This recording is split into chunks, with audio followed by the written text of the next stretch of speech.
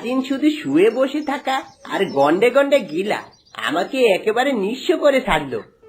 দয়া করে তোমরা আমার উপর এমন অত্যাচার করো না, আমি এখনই নদী থেকে পানি নিয়ে আসছি। হ্যাঁ, যা যা, এখনই নদী থেকে পানি নিয়ে আয়। আর শোন, পানি আনার পর রান্না বান্নার সবকিছু করে ফেলবি, আর বাসন কোসন সবকিছু মেজে চুপচাপ বসে থাকবি। একদম ঠিক আছে। খুব স্বামী সংসার করার শখ ছিল না তোর? শখ একেবারে মিটে যাবে। আমিও দেখবো তুই এই বাড়িতে কি করে টিকে থাকিস।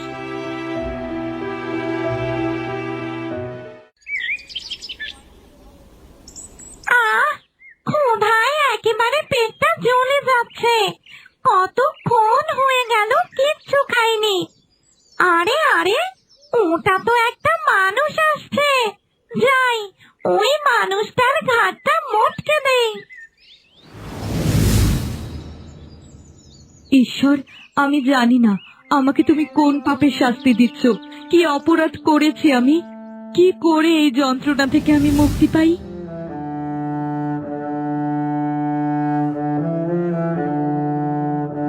কি ব্যাপার? কি হয়েছে তোর? এখানে বসে বসে কাঁদছিস কেন? তোদের মানুষকে নিয়ে আর পারি না, সারাদিন শুধু কান্নাকাটি করা। কে কে কথা বলে? আরে, এটা তো একটা পেতনি। দয়া করে আমাকে হত্যা করো না, আমি কোনো দোষ করিনি। আরে বাবা, আমি কেন তোকে মারতে যাব বল দেখি? তোকে মেরে আমার লাভ কি? তা তোর কি হয়েছে?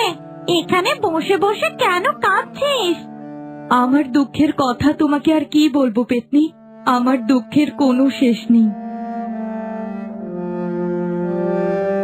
আরে বাবা, দুঃখের কথা বললে মনটা একটু হালকা হয়। আমার কাছেই না হয় খুলে বল। ছোটবেলায় আমার বাবা মারা যায়। এরপর আমার বৃদ্ধ মা আমাকে বিয়ে দিয়েছিল, কিন্তু সে স্বামী আমাকে যৌতুকের টাকার জন্য খুব অত্যাচার করত। কি বলছিস তুই? বউয়ের গায়ে হাত তোলা এ ভারী অন্যায়। ওকে আমি এমন মজা দেখাবো যে বাপের নাম পর্যন্ত ভুলে যাবে। শুধুই কি তাই পেতনি, কিছুদিন আগে ও আরেকটা বিয়ে করে এনেছে। সেই বউ আমার উপর অনেক অত্যাচার করে। আচ্ছা ঠিক আছে, তোর স্বামীকে শাস্তি দেওয়ার আগে তোকে আমাকে সাহায্য করতে হবে। আমি তোর শরীরের ভেতর প্রবেশ করব, আর এরপর তোর সাথে ওই বাড়িতে প্রবেশ করব। আমাকে সাহায্য করার কোনো প্রয়োজন নেই। আমি হলাম জনম দুঃখী, তুমি আমার কষ্ট কমাতে পারবে না। দাঁড়া দাঁড়া, এমন ব্যবস্থা করব তোর স্বামী তোর পায়ের কাছে পড়ে থাকবে, আর ওই হতচ্ছাড়া বউটাও ওই বাড়ি থেকে বিদায় হবে।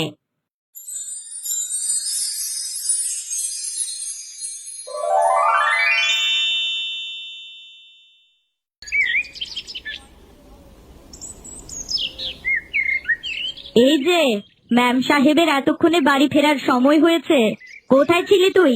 যা, এখনই রান্না বসা। আমি রান্না করব? আজকে থেকে এই বাড়িতে আমি আর কিছুই রান্না করব না, তোকেই রান্না করতে হবে। যা বলছি, এখনই রান্না করে নিয়ে আয়। আমি আবার বেশিক্ষণ না খেয়ে থাকতে পারি না। হারামজাদি, তোর তো সাহস কম নয়, তুই আমাকে রান্না করতে বলিস? দাঁড়া, আজকে তোকে মজা দেখাচ্ছি।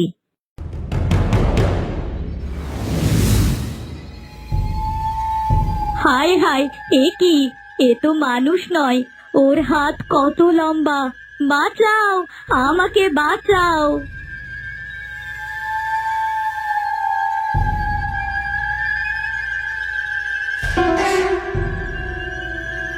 আর যদি কোনোদিন আমার গায়ে হাত তোলার চেষ্টা করেছিস, তোর হাত আমি ভেঙে গুঁড়িয়ে দেব। এখনই রান্না করে নিয়ে আয়। হ্যাঁ, তুমি কোনো চিন্তা করো না, আমি এখনই তোমার জন্য রান্না করে নিয়ে আসছি। আমার জন্য গোটা 5টা বড় বড় মুরগি রান্না করবি? আমি আবার অল্প খেয়ে পেট ভরতে পারি না। 5টা মুরগি? কি বলছো তুমি? এই 5টা মুরগি এখন আমি কোথায় পাবো? কেন রে, তোর তো অনেকগুলো মুরগি আছে। সেখান থেকে গোটা 5 মুরগি আমার জন্য রান্না করে নিয়ে আয়। আজকে থেকে আমি যা খেতে চাইবো তোরা আমাকে তাই খাওয়াবি, তা না হলে তোদের সবাইকে কাঁচা খেয়ে ফেলবো।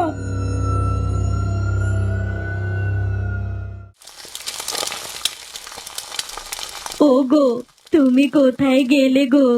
এই যে শহরে কাজ করতে গেলে, আর আমি তো এদিকে বিপদে পড়েছি। বাড়িতে পেতনি এসে ঢুকেছে। কি রে, এতক্ষণেও তো রান্না হলো না?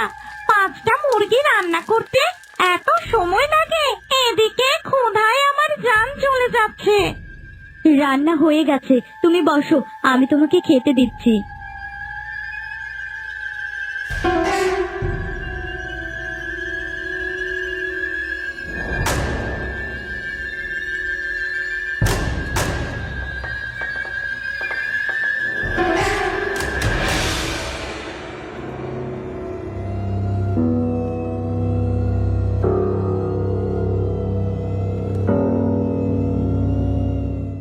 রান্নাটা যে রেঁধেছিস না, একেবারে খেয়ে প্রাণটা ভরে গেল। কালকে সকালবেলা আমার জন্য একটা আস্ত খাসি রান্না করবি। অনেক দিন হয়ে গেল খাসির মাংস খাই না। তুমি আমাকে ক্ষমা করো, এই খাসিটা আমার স্বামী অনেক দিন ধরে লালন পালন করছে। সেটা যদি আমি রান্না করে ফেলি, আমাকে কাঁচা খেয়ে ফেলবে। কি বললি তুই? আমার মুখের উপর কথা বললি? এত বড় সাহস! তাহলে খাসির পরিবর্তে আমি বরং তোকে কাঁচা খেয়ে ফেলি। না না, এমনটা করো না, দয়া করে আমাকে হত্যা করো না। আমি তোমাকে আগামীকাল সকালবেলায় খাসি রান্না করে খাওয়াবো।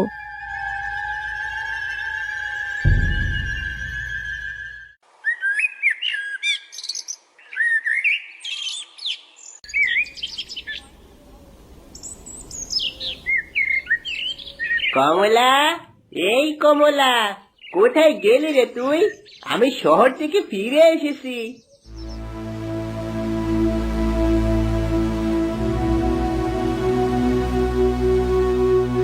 তুমি এসেছো, আমাকে ফেলে রেখে তুমি কোথায় গিয়েছিলে? এদিকে আমার তো সর্বনাশ হয়ে গেছে। আরে কি ব্যাপার, কি কাঁদছো কেন? কি হয়েছে তোমার? বাড়িতে শোভার শরীরে একটা পেতনি প্রবেশ করেছে, আর সেই পেতনিটা বাড়িতে তাণ্ডব করছে। গতকাল 5টা মুরগি খেয়েছে, আর তোমার খাসিটাও সকালে খেয়ে ফেলেছে। কি বলছো কি পাগলের মতো? শোভার শরীরে প্রবেশ করেছে মানে? আমার খাসিও জবাই করে ফেলেছে? তোমার সাহস তো কম নয়। এছাড়া আমি আর কি করব বলো? তা না হলে তো আমাকেই খেয়ে ফেলতো।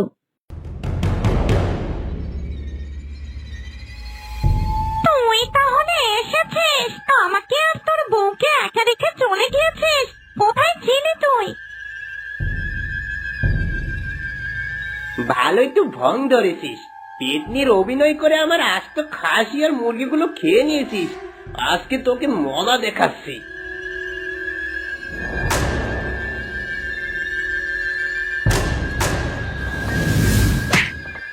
ওরে মা, ওরে মা রে! কে কোথায় আছো? আমাকে ধাক্কা মেরে ফেলে দিয়েছে, কোমরটা একেবারে ভেঙে ফেলেছে। কে কোথায় আছো? আমারে বাঁচাও। আমি তোমাকে আগেই নিষেধ করেছিলাম, তুমি ওর সাথে সত্যি করে পারবে না। ও তো আমাদের মতো মানুষ নয়, ও হলো পেতনি, ওকে ছেড়ে দাও। এখন থেকে এই বাড়িতে আমি যা বলবো তাই হবে। সব কাজ তোরা করবি, আর আমি রাজরানীর মতো পায়ের উপর পা তুলে বসে খাবো। আচ্ছা বাবা, ঠিক আছে, তুমি কোনো চিন্তা করো না। তোমার যা লাগবে শুধু আমাকে বলবে, আমি তোমাকে নিশ্চয়ই জোগাড় করে দেব। তারপরেও তুমি আমাকে মেরো না। ও মা, তাই নাকি? যা লাগবে? তাহলে এক কাজ কর, আমার না এক জোড়া হাতের বালা আর একটা গলার হারের খুব দরকার। আমাকে একটা সোনার হার গড়িয়ে দে। এ কি, তুমি কি বলছো? সোনার হার আমি কোথা থেকে গড়িয়ে দেব? আমার কাছে তো অত টাকা নেই। কেন শুধু শুধু মিথ্যে কথা বলছিস?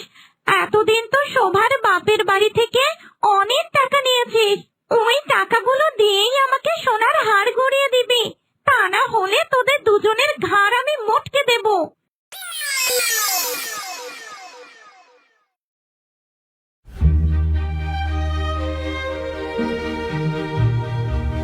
শোভা, ও শোভা, কোথায় গেলি রে মা?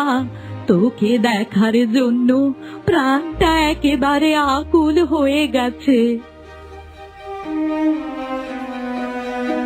আরে মা, তুমি এসেছো? যাক, খুব ভালোই হয়েছে।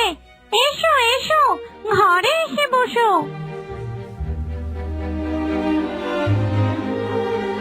কি ব্যাপার কি? এই অসময়ে আপনি হঠাৎ আমার বাড়িতে? তা আগে বলে কয়ে আসবেন তো নাকি? নিজের মেয়ের বাড়িতে আসবো, তা বলে কেন আসবো বাবা? আপনি হয়তো বা ভুলে গেছেন, এটা শুধুমাত্র আপনার মেয়ের সংসার নয়, এটা আমারও সংসার। তোদের এত বড় সাহস, তোরা আমার মাকে অপমান করিস। আজকে তোদের মেরেই ফেলবো। আমার হাত থেকে তোদেরকে কেউ বাঁচাতে পারবে না। ভুল হয়ে গেছে, দয়া করে আমাকে ক্ষমা করে দাও। তোমার মাকে আমি আর কোনোদিন এভাবে কথা বলবো না। যখন খুশি উনি এখানে আসবেন। এসব কি করেছে শোভা? তুই এভাবে কেন চিৎকার করছিস? আর তোর চোখগুলো এমন লাল কেন? দেখে মনে হচ্ছে তুই কোনো মানুষ নয়, তুই একটা পেতনি।